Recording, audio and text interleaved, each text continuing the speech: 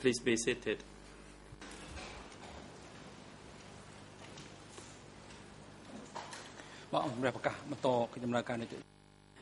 The court is now back in session. Before the floor is handed to the defense team for Ieng Sari, in order to continue putting questions to the expert, the chamber would like to make some observations. First, regarding the without pause questioned by Michael Canavas through the expert, please be reminded that you should have a pause between a question and answer session.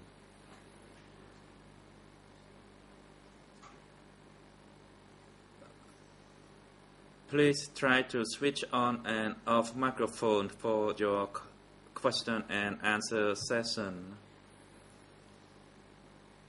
Otherwise, the interpreters could not be able to put everything on the record. And secondly,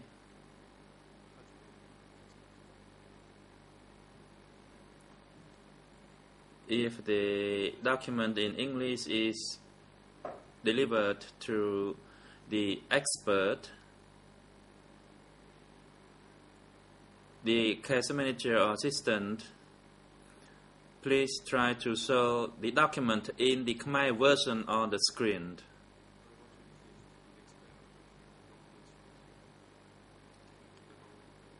Counsel for Ieng Sari's team, you may now continue your questioning through this expert. Thank you. And just to make sure that everyone is aware of what was handed to Professor Chandler, we have handed him a portion of the transcript, starting with page, I believe, 61, 62, where we had left off.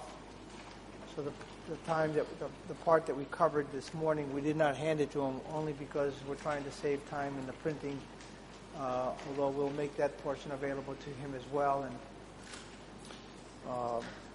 he can avail himself to the transcript, and if he feels he needs to clarify a point at some other point today or tomorrow, he can do so. Going back to what we were discussing before the break, Professor Chandler, if I could focus your attention on page 63, you will see right above time 11.45.20, starting with line 2 of that page, you're asked a question: can you also explain to us the role of the party within Democratic Kampuchea? Now, you heard the prosecution's objection. They indicated in what context this question was being put. I believe you have the pages because you've been given the 2 previous pages. And, of course, the part that I read out started with line 4, the first part of the sentence, where you say, I wish I could really, and then I picked up lines 12, where you say, of course, your question, how the party operated. When you start using a phrase like that, you're getting into the real world rather than in the world of these ambit claims of authority made by the party. And that's what I'm most interested in, the theoretical versus the practical or the actual.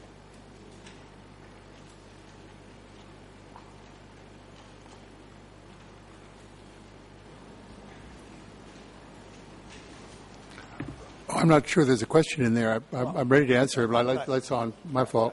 Yeah. Give you the predicate of the question, and to make sure that since we're back from the break, you've adjusted to the proceedings. All right. Now, in light of all of this, do you have an opinion as to whether things happened, the way things operated from the period of 75 to 79, that you have the theoretical on paper, on documents, on the statute, and of course, that may not necessarily reflect what is actually happening on the ground at a variety of levels. And I know it's a general question, but based on your historical research, can you answer that question?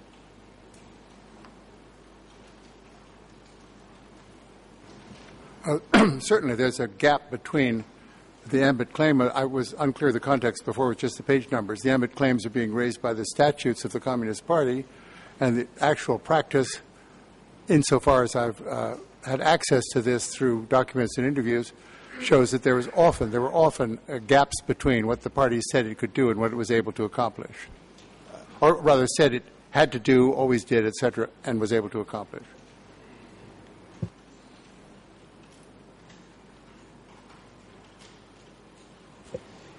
And then if we go on and continue with your answer on the following page, page 64, where you say, but of course, your question is how did it operate? As soon as you get into that operations questions, you're into the whole real history of decay. That's a phenomenon that's still evolving, that I have no claim to any genuine authority about, but one that I think many people in the room have studied with care and are still coming up with new ideas. Now, in light of this answer, I think if we go back to your previous answer, it would appear that because there are these gaps, not just in the practical versus the theoretical, but also with what we know, or the gaps in the actual evidence. Is that why you say that this is a phenomenon that's still evolving?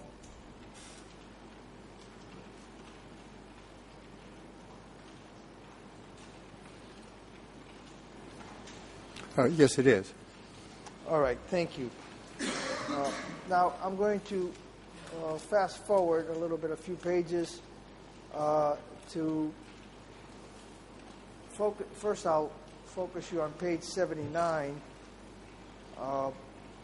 There's a series of answers, which actually you'll have to go back to page 76,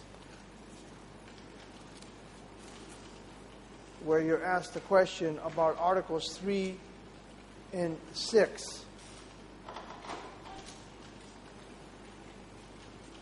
Well, the document that was being discussed, this would be the statute, that is.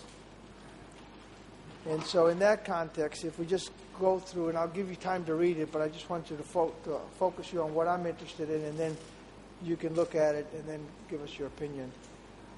On page 79, right below 13.38.45, you say, now, whether this is directly reflected in practice throughout Kampuchea during the decay period, I'm unable to answer that question. I have no idea if this was faithfully followed at every level and all through different years in districts and so on. Then further down on line 14, you say, there's no way to make, I think, a systematic answer to the question. And then further down, even further down again, this would be right below 13.39.48. You say, the ruling group is a small group of collective leadership at the top, and that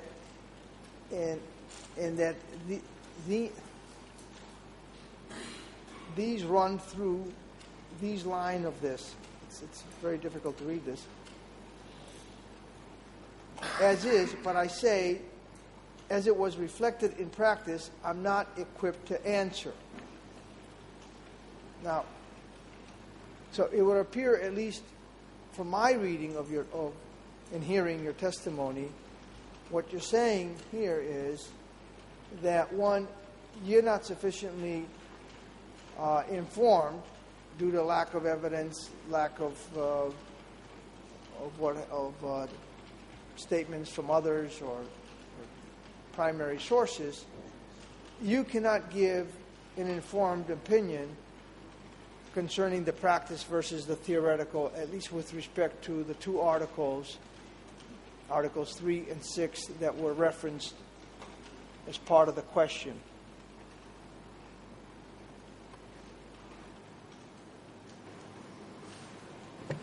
Is there a question there? I didn't hear it. All right. The President, Mr. Expert, please wait. The prosecution, you may proceed. And the Professor pointed to the very problem that I was on my feet to point out. We're prepared to tolerate a degree of semi-leading questions, and that's why we're not objecting all the time. We understand counsel needs to put a proposition to the witness and ask him if that proposition is true or not. And to that extent, we wouldn't object. But what is happening is that counsel is effectively testifying, giving a series of factual assertions and simply asking the expert to agree with him or not. And that technique is allowed in some systems, but is not allowed in this court. Well, if I may briefly respond, I don't want to debate the point. I'm using the gentleman's words, the witness's words, and I'm trying to get the witness to clarify certain points. I'll rephrase. When you say, now whether this is directly reflected in practice throughout Kampuchea during the DK period, I'm unable to answer that question. I have no idea if this was faithfully followed at every level and all through different years and districts and so on. First and foremost, do you stand by that statement that you made?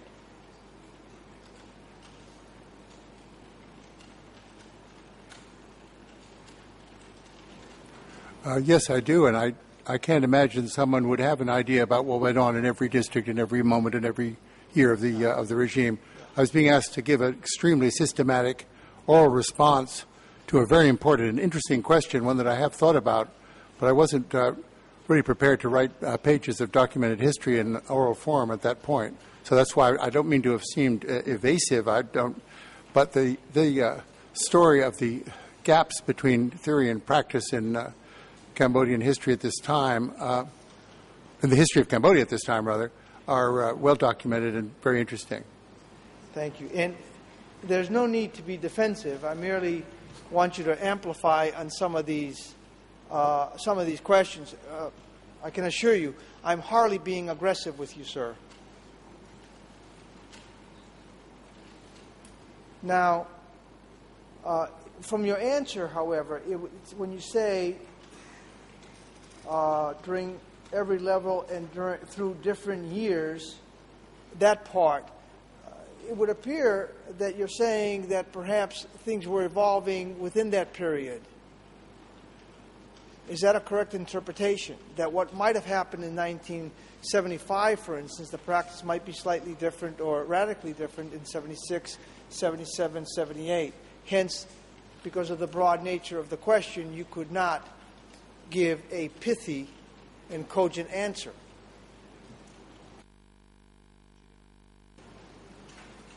I'm sorry if I seem defensive, but it seems to be the kind of response when one asks certain questions, but I don't mean to seem defensive or aggressive or whatever. But let me just say that I have said repeatedly in this court and in things I've written that there was an evolution in the behavior of the regime and evolution of events inside the regime.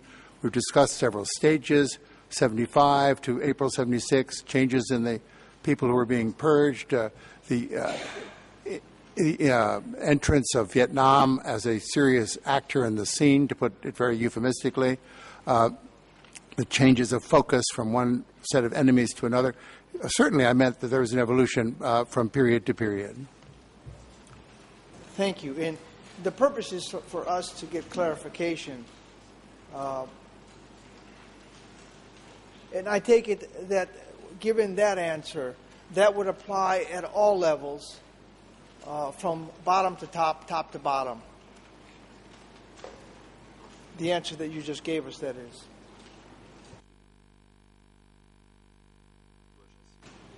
I have no way of saying that at all levels. I would not assert that. I would just say there's been a noticed evolution. Some people probably behave the same way straight on through. I can't assert that all levels and make that kind of a statement. All right. Well, I'm not speaking about persons. I'm speaking also about institutions or groups or committees. That's what I'm speaking of as well.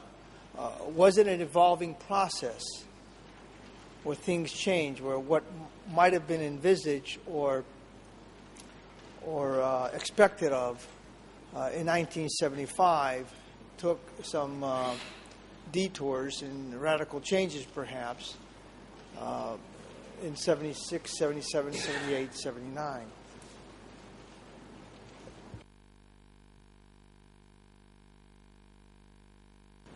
I think that I'll rely on my previous answer. The question seems to be the same. Yes, there were. Thank you. I'm pausing because we should pause. Now, if I can focus your attention on page 92, and I'm going to jump into the middle of a question. If you look at page 91, you'll see that you're being asked to. The question begins on line 13 of page 91, right below 14.06.40. You're asked about Article 23, the task of the Central Committee. And the thrust of the question comes in the following page, on page 92, where on line 3 you're asked, can you give the idea as to whether or not in the real practice the implementation was the same as that was written in this article? And if there was a distinction between the real practice and what is written here, then please describe. That was the question posed to you. Line 8, page 92, you begin by saying, yes, I don't think I am really equipped to answer that question. It's a good question, but it is not something I've studied in detail. Again, I would suspect that most of these rules were followed. This was not, I mean, at the organizational level. I think, as the closing order has suggested in the documents I've been just recently familiarizing myself with, organizationally, the place ran, in the eyes of those that were organizing it fairly well. So let's look at your answer. You begin by telling us, and correct me if you're wrong, that you're not equipped to answer the question whether in reality, in actuality, Article 23 was implemented as it was written and envisaged in the statute. Would that be a fair characterization of your answer? Please wait, Professor. Yes, I think so. Okay, you then go on to qualify somewhat your answer, and this is the part, and I'm not being critical, but I do need to cover this, and it's not your fault.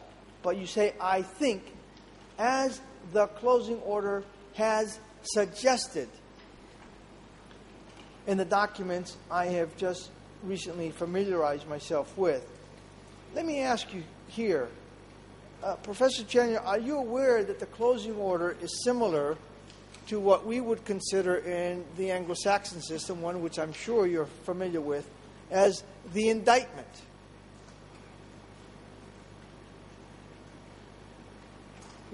Are you aware of that? And if you're not, that's fine. Again, the pause is, I'd say yes, but the pause is a light situation. All right. So when you say that, I think, as the closing order has suggested, it would appear that at least with this particular portion of your answer, you're relying on what you read in the closing order, in addition to what else, and we'll get to that part. But in part, you are relying on the closing order itself.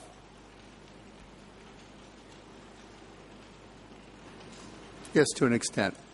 In And that portion of my response. Yes, and that's.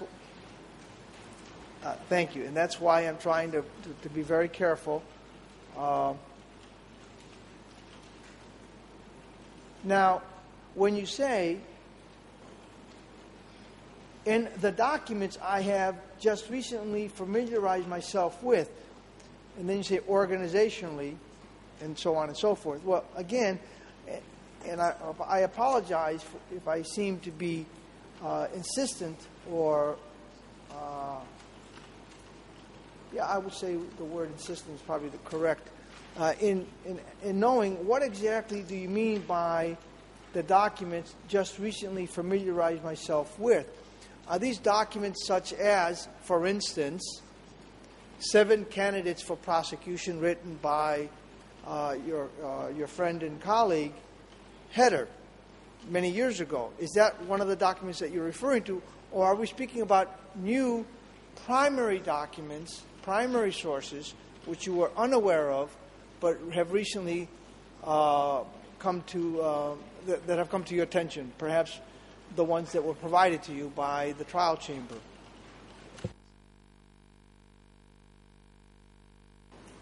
Well, both of those. The documents provided by the trial chamber, including the closing order, gave me some of an inkling that this might have been what happened. But if you follow toward the end of the same page, you'll see that I closed off by saying I really didn't want to deal with the question, perhaps for the very reasons you're suggesting, that my documentary primary source work was not up to par by my own standards. So, but yes, I mean, these were conclusions I reached. I think from the time I stopped writing books about democratic Kampuchea until now, a great deal has come to our attention about the organization of power in Cambodia and how that power operated. And I had to quickly refamiliarize myself with some of that material rather than just with things I'd written myself. Okay, thank you.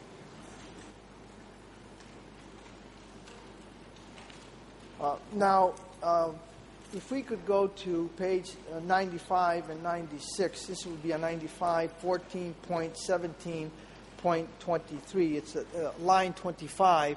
It's just a point of clarification that I need to the answer that you gave on page 96, because it's unclear whether it says here microphone not activated, and so we seem to have an incomplete answer, or maybe a complete answer, and I want to give you the opportunity to tell us what is the answer to the question, which is, did you find any evidence concerning the separate roles of the Standing Committee, and if there were, what were the responsibilities or roles?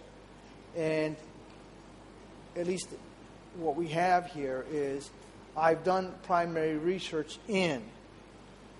My recollection is slightly different. I want to give you an opportunity to, at least for the record, tell us whether you have in fact done primary research in this, or whether your answer was different.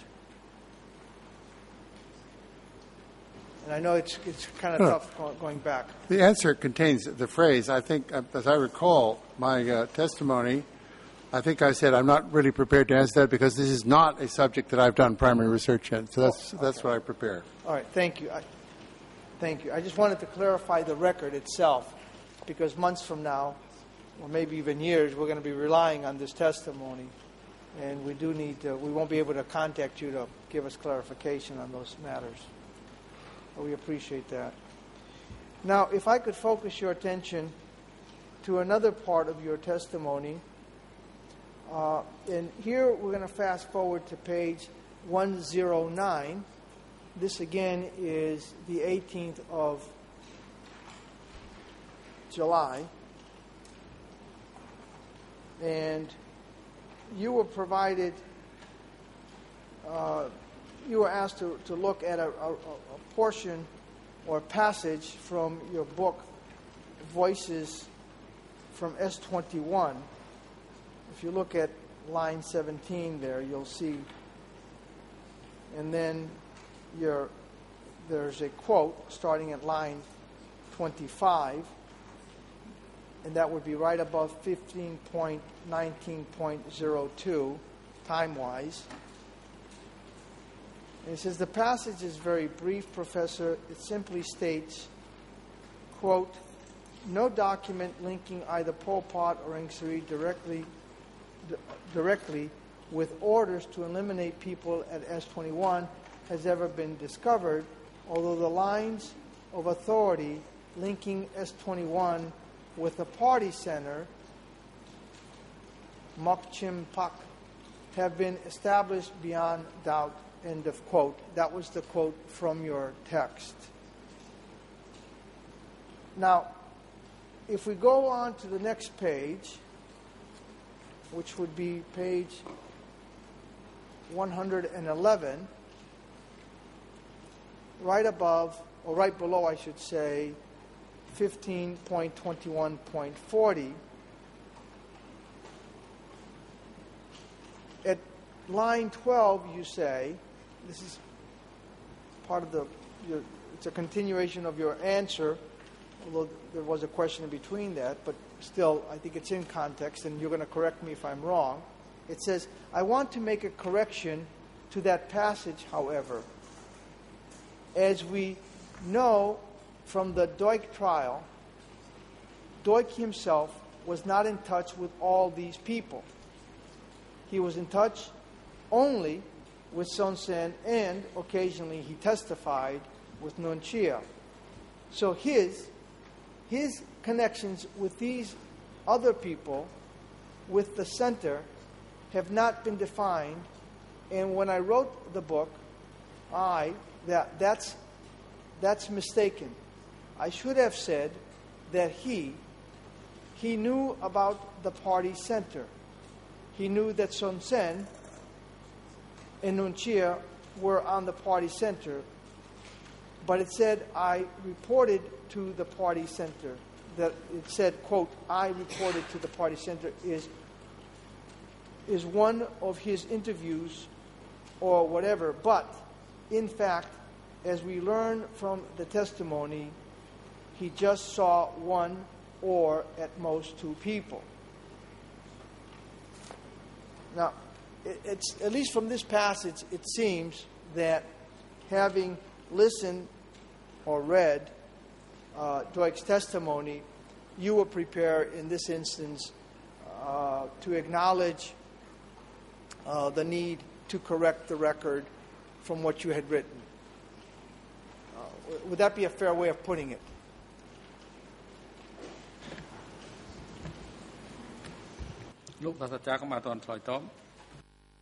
The President, witness, could you please hold on? Co-prosecutor, you may now proceed. Again, a problem with the skipping of passages, Your Honours, and it's helpful now that at least the expert has a hard copy. The correction, as I understood it on the day, in fact referred to another passage which counsel has just skipped. That other passage was dealing with the reporting lines from S21 to the party centre. So that was the correction, and Professor should not be misled into thinking that he was correcting some other part of his prior writings. I appreciate the clarification. I thought it was self-evident. The gentleman has the text, but that's the thrust of my question, that he got it wrong in his book about the reporting process. And now that he's heard Duch's testimony, he's correcting himself. Is that the case, Professor Chandler? I think not. His connection with the party center was via Son Sen. Son Sen was on the party center. That was the connection. The correction was with the word itself, party center, perhaps implying as a whole. He was not in touch with the party center as a whole. He was in touch with Son Sen. He was not only relying on his evidence at the court that I say so, but on hundreds of documents that are addressed from Duch directly to Son Sen. We know that these documents went up to Son Sen. We have some of Son Sen's documents that passed them on or alleged to have passed them on to other people. So the line, let me finish, please. The line with the party center, maybe that phrasing's wrong. the line with a crucial member of the party center. Son Sen is often said to be number 3 in the regime. So if Duik said, I was in touch with the party center, I'm sure that's what he meant. He did not mean ever that he was in touch with all of them. And I am absolutely certain that he never was. Well, that's the clarification I wanted. And again, there's no need to be combative, Professor. I don't see the problem. That's exactly what I was trying to, perhaps inartfully, to clarify. So when you say party center, you're saying, at least from the evidence that you've seen, it's Son Sen who is a critical member, and that's as far as you're prepared to go.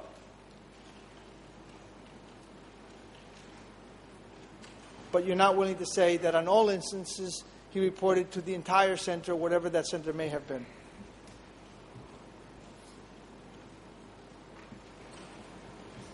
Well, again, we're walking off into undocumented areas. We don't know what Son Sen did with the documents that were sent to him. We don't know what he did. We don't have the discussions at party meetings where these documents might have been raised. So we don't know the fate of the documents. So I think all I meant by the correction was perhaps to just slightly modify the wording. Connection with the party center is still the connection with the party center is proofed. This is proof. This is the connection with Son Sen, who was a crucial member of it. I may be seeming like I'm carping or something, and I don't mean to be combative, but I find the questions just a little bit repetitive and trying to make me say something that different from what I said here, which I'm concurring with. For the record, let me just clarify what. The President, Council, please be reminded that you should observe some pause significant enough for interpreters to render your questions significantly. We have already advised you to deactivate your mic after you have put your questions and then reactivate it before you proceed with a few more questions. By doing so, you can indeed observe some pauses. Thank you, Mr. President. Frankly, I just wanted to commend you for clarifying the point, but you seem to be rather aggressive and defensive. Your Honor. Well, that's how it appears.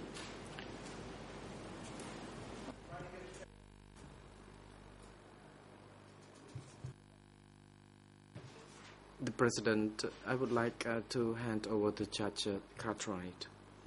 Mr. Carnivas, the manner in which you are putting the questions appears, to put it mildly, assertive on occasions, and that will inevitably elicit a strong response. You are well aware of that. So please don't accuse any witness or this expert of aggression. Thank you.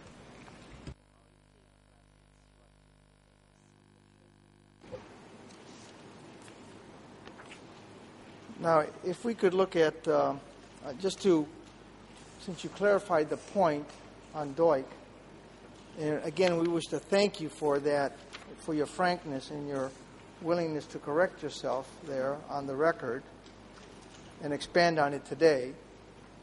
If we could look at what you testified before on 6 August 2009, I hope this is not too aggressive or combative of me to point out something else that you said in court, which actually dovetails in part of what you're telling us today. And again, it's simply for the record. I'm referring to D288/4.59.1. This is from the transcript from Duik, trial day 55, 6 August 2009. On line 20 of this page, this transcript, line 20, page 58, a question was, are you saying I'm saying there that S-21 was clearly on the senior leader's agenda, but it wasn't as high on the agenda in terms of other aspects of what was occurring in the country at the time. If you don't have a hard copy, we could provide you with that. Okay, thank you. Your answer is, yeah. I'd say generally, I mean certainly the top leaders were very interested in the confessions of top cadre like Khoi Toon and Voivet, and some of these people who were coming through the net in 76 and 77. And I think these confessions, I'm just guessing, we don't have the paper trail, that some of these confessions were read not only by Sun Sen, who read a lot of them, but also by people higher up. And this was, I wanted to share this answer with you because it seems, at least when we put your Doig testimony and this testimony, we get a complete answer to the questions that were being posed. Is that a fair way of putting it?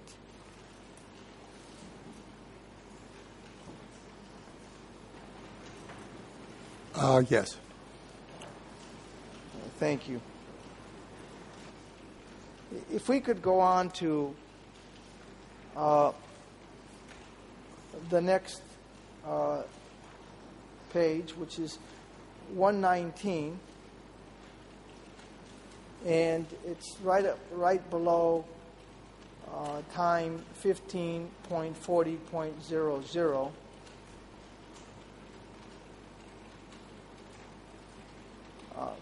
And this is a point of clarification again. There's a question, and it says, I hate to ask one more question when I said that was the last question. And then it goes on. When you say Chairman 870, given that you had indicated earlier in your view 870, I think you said was like an address or a code, a reference to a number of things, including the thing you said party center. Correct me if I'm wrong. When you say Chairman of 870, could you describe what functionally and what role was as you understand it? That was the question that was posed to you. I trust you have the passage.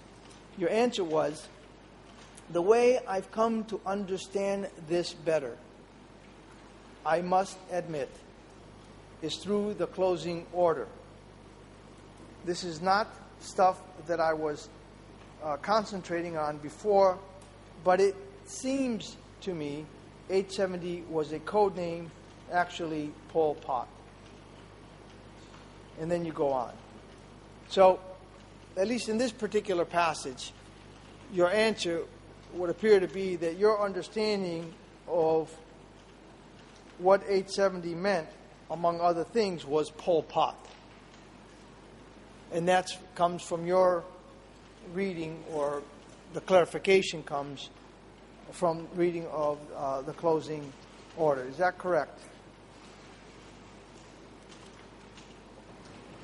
Not quite, and I see why you're curious, and I'm not complaining slightly. This is not a good answer and not very clearly spoken, and I apologize for that. But I had certainly known, and I've testified on this point several times, with no reference to the closing order, that 870 was a code name for Pol Pot. This is well known throughout my research, and I've written about it.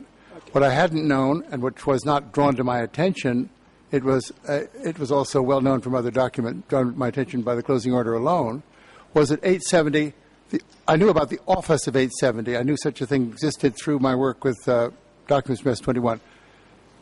What that office did, I had not worked on, and I didn't know what it was. I came to some information in the closing order about the office of 870, how this was a kind of a mailing address and so on. That was interesting and didn't seem to be very incriminating of anybody. It was just a amplification of a crucial office in the administration of DK, but one which we didn't know much about. All right, thank you. Now we're going to switch over to the next day, 19 July 2012. I don't know if that has been provided to you. It has not. We do have a copy for you, and we apologize to if the copy of the. The President, court officer is now instructed to bring the documents from counsel to the witness for examination. Witness should also be offered some ample time to review the documents before responding. Yes, Mr. President. This is the transcript of his testimony from 19 July. And as we did with the previous transcript, we'll do the same with this one, although I don't think that we have that many passages, and hopefully we might be able to end this series of exercise by lunch. If I could focus your attention to page 30. We'll start there. That's where the question begins. But I'll need to have you look at several other pages. But page 30, if you could look at, and that's right above time 10.00.34. And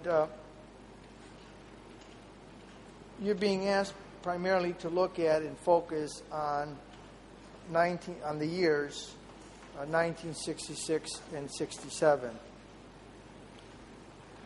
And then there's a long question that goes on and on and on. And on the next page, page 31, line 17, it says, could you tell us again briefly why you consider that by this stage the party tactics, that the leadership had decided that the party tactics had to be changed? Of course, you begin by saying, I think, on page 31. Then if we go to page 32, you say on line 4, I felt, I think. Line 7, I think also felt. And then when you get to line 14, you say, we don't know exactly what they were doing, but obviously what seems to be what they were doing were planning policies for when they would seize power, rather than hiding from Sihanouk's policies or things that they had been doing before. This is a period of policy making, a period of consolidation, and a period of also they were gaining strength. Now, I want you to look at your entire question and answer, but that's the part that I wanted to focus your attention on, because my question will be in relation to that. So after you've looked at it, as the President has reminded us, you should have ample time to look at the passage. When you've done that, please let me know, and then I can pose my next question.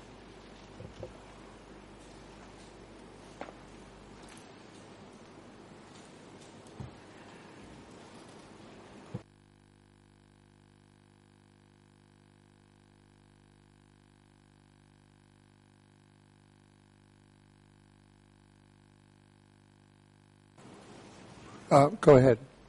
Please go ahead. All right, thank you.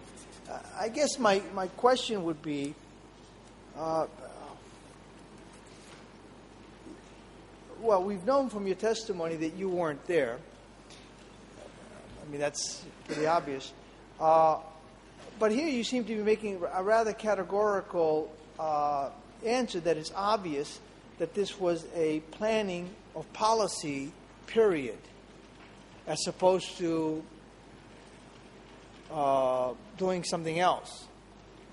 What gives you confidence that they were planning policies for the future? Because unless I'm mistaken in that they were merely planning policies as opposed to policies of the future on how they would conduct their business later on.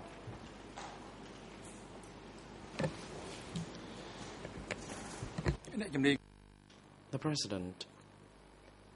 Dr. Chandler, could you please hold on, wait until we hear from the co-prosecutor who is on his feet. You may proceed. Again, a slight, but I think potentially important mischaracterization of the words used by the expert. What he in fact said was, obviously, what seems to be what they were doing was planning policies. So I think the question should be asked with the correct phrase, not suggesting that the professor was saying that that he obviously knew what they were doing, but rather that it seemed to him that this was the case. I appreciate the clarification, Mr. President.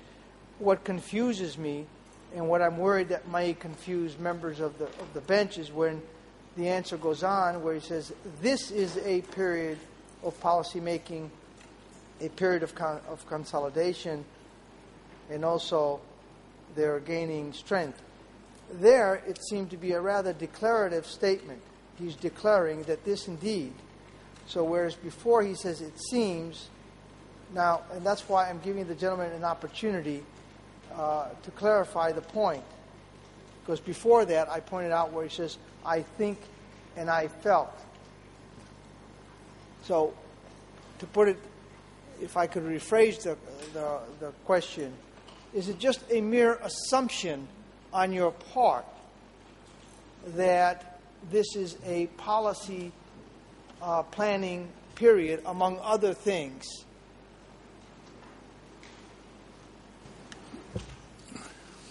Of course, to an extent, it is that. I think going back to the things I wrote about that period in those two books, this is the period following Pol Pot's secret visit to China and Vietnam, a period when he was decided to change the name of the party to the Communist Party of Kampuchea, putting it verbally, which is very important in communist parties, on the same level as the Chinese party and ahead of the Vietnamese party, which remained the Vietnamese Workers' Party. There's a policy decision we know was made in 1967, for example.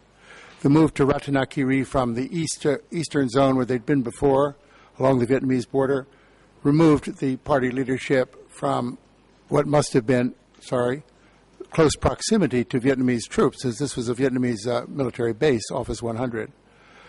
They were freer to act. It seems to me there is a reference, I have a reference to the Indonesia events. I can't track it down. I think I have a feeling it was in one of the documents I read from S21, not a confession, but I can't verify that. I know they were distressed by that. This was a major blow to a neighboring but basically unknown and very major communist party, probably the most severe blow, military blow that any communist party suffered in this period. If they were studying international affairs at all, they would have studied that this was a time for caution and also a time to hunker down and to decide on policy. Certainly, the opening of armed struggle in February 1968 was obviously a decision made before that. That's a policy decision. These are, there's some assumptions, but I think you said something like bold or complete or something. I don't think that would apply. All right. Well, I used neither one. I said categorical. Okay, sorry.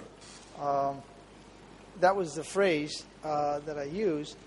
But I appreciate and I welcome the clarification that you've given us, Dr. Chandler, on what you meant by policy in this context, because the term policy in the court has many other different contexts, and I wanted to make sure that at least with respect to this particular answer, which deals with a period of 67 or 66 and 67, that's what you meant by policy.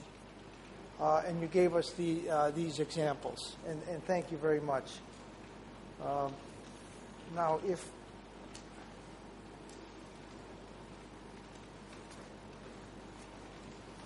I have a couple more, and I think we can pretty much wrap it up, at least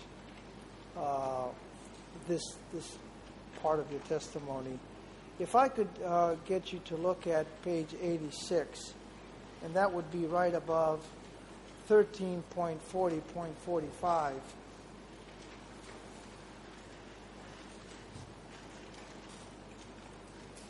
And again, I mean, I know we talked about it, and it may seem repetitious, but I do have to cover this, and I do apologize for taxing your patience. But if we look at line 21, you may want to look at a little bit above first, but I mean, I'll read what I think is necessary, and then you look at what before and after for contextual purposes, and I'm sure will be corrected by our colleagues on the prosecution side. The question is, briefly, because we're discussing here a speech attributed by you to Pol Pot, could you tell us if you have been able to conclude which body or whether it was an individual or group of people that issued the plan? And the answer is, I'd have to check the text. What I said at the time, it certainly wasn't a document originally from Pol Pot personally. It emerged from the party leadership. I'm on page 87. I think it was a composite draft. There was, some writers have suggested that parts were written by Kirsampan, but I'm not saying that. It was collectively written, certainly collectively approved, coming out of the collective leadership.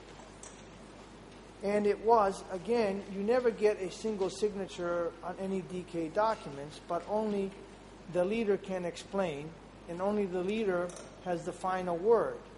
So it comes out of this collective mentality of collective leadership, which must be centered at some point in the Central Committee, but we don't have that specific information.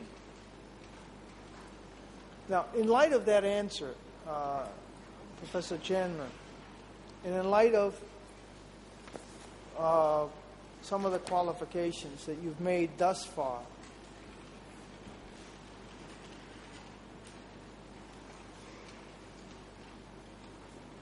what gives you the confidence that this was a collectively drafted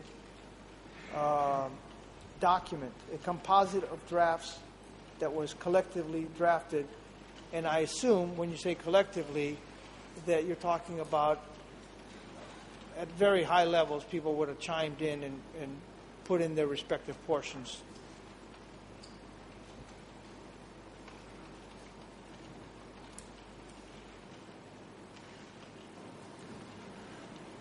Well, if it was, that's a good question. I, of course, don't know that Pol Pot didn't sit down and write the whole thing himself. I think the operations of DK suggest very strongly, that this is not how things operated. He did not sit down and write orders that went out unsigned. Oh, that's Pol Pot talking, that's fine. This was, he couldn't have put this thing together. He asked for certain expertises, obviously, or were brought together in different points. There's a mistake, really, in the question. I don't know who asked it. This plan was never issued. It never was exposed. It never came out. The discussion before approving the plan by the party secretary, which, of course, is Pol Pot, not just attributed, that's him. They attributed it to him. That's the best I can do. Never was released. So it was a document that emanated, if it didn't emanate from, it had to emanate from the party center. I guess that's an assumption. You're quite right. All right. Now, at some other point, and I'm going to cover this in sort of an abbreviated fashion. If we fast forward to page 104, this is where a document is brought to your attention and you discuss it briefly. This is a Foreign Broadcast Information Service. It's E3/273, and you're asked to give an opinion on it. And later on page 106, you say that you have doubts about about whether the document reflects reality. You could find that on lines 19 to 21 on page 106. And if I could paraphrase the gist of your testimony on that, and you're going to correct me if I'm wrong, you had indicated that this was for external usage, the information was going abroad, and therefore such information, because they knew that it was being listened upon, at times might have been or would have been marred with misinformation or disinformation.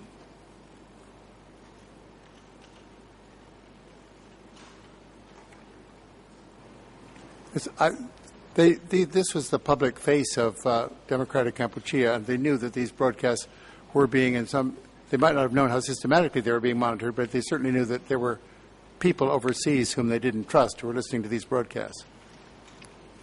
And do you know whether the party did that internally as well? For instance, where they would have a meeting where supposedly a Congress or a Central Committee meeting where supposedly things were to be decided when in fact things might have been decided in advance and it was merely a charade. And maybe no meeting had taken place at all, but merely a document generated to suggest that the Central Committee decided this or the Standing Committee decided that.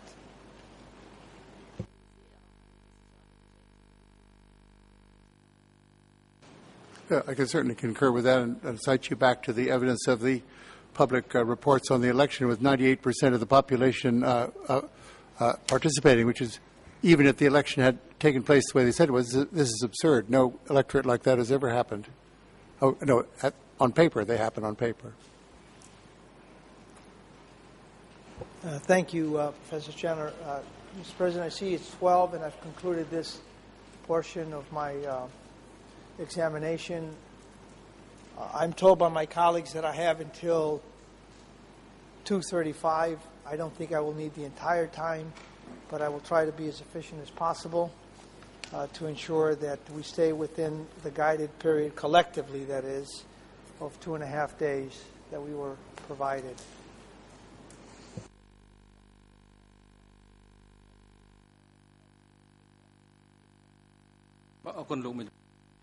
The President, thank you, Counsel. Dr. Chandler, you may now proceed. Just a question to the Court, just curiosity, and Mr. Carnavas can answer this. The testimony from 2 o'clock onwards, will that also draw on the transcript, in which case I'll take it down to my break with me? If not, I'll leave it here.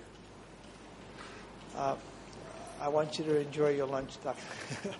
Professor Chandler. I finished this portion. We won't be going back into the transcript, and I appreciate the question, and my apologies if some of my questioning was rather pointed.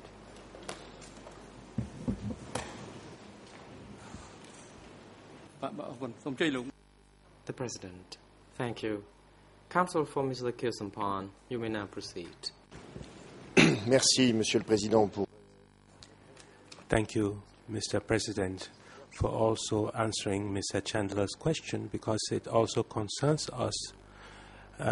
It is possible that Kirsampan's team may have to revisit some of those issues with him, some of what he has stated before this chamber, and so it will be useful for him to take along these documents with him for lunch and look at them, because we'll be revisiting some of those issues in our cross-examination.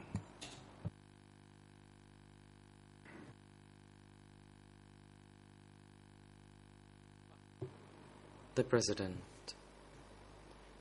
since it is now appropriate time for lunch adjournment, the Chamber will adjourn until 1:30 p.m. Court officer is now instructed to assist Dr. Chandler during the lunch adjournment and have him return to the courtroom by 1:30. Counsel for Mr. Nuon Chea, you may now proceed. Thank you, Mr. President. Our client, Nuon Chea, would like to follow this afternoon's proceedings from his holding cell. He is suffering from a headache, and back pain, and has trouble concentrating, and he informed us that he was suffering from low blood pressure earlier this morning. For those reasons, Nuon Chea would like to be permitted to spend the afternoon in his holding cell, and we have prepared the waiver.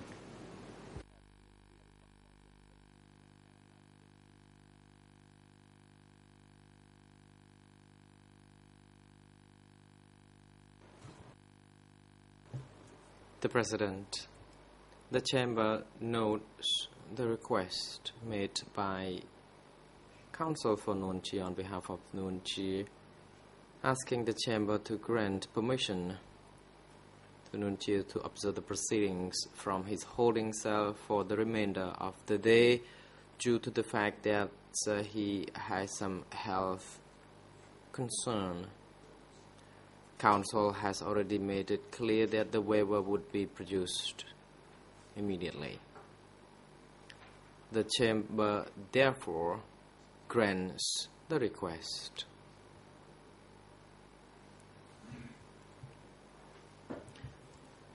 Mr. Nuon Chea can now observe the proceedings from his holding cell through the audio visual means.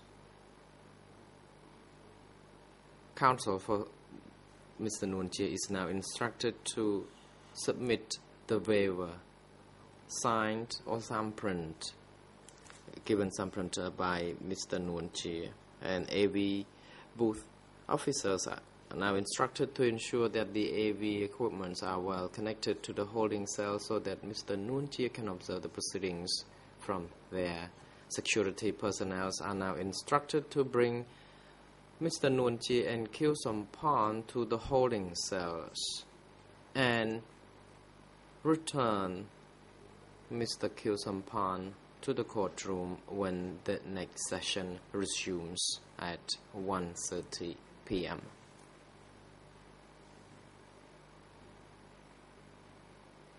The court is adjourned. សូមក្រោកឈរ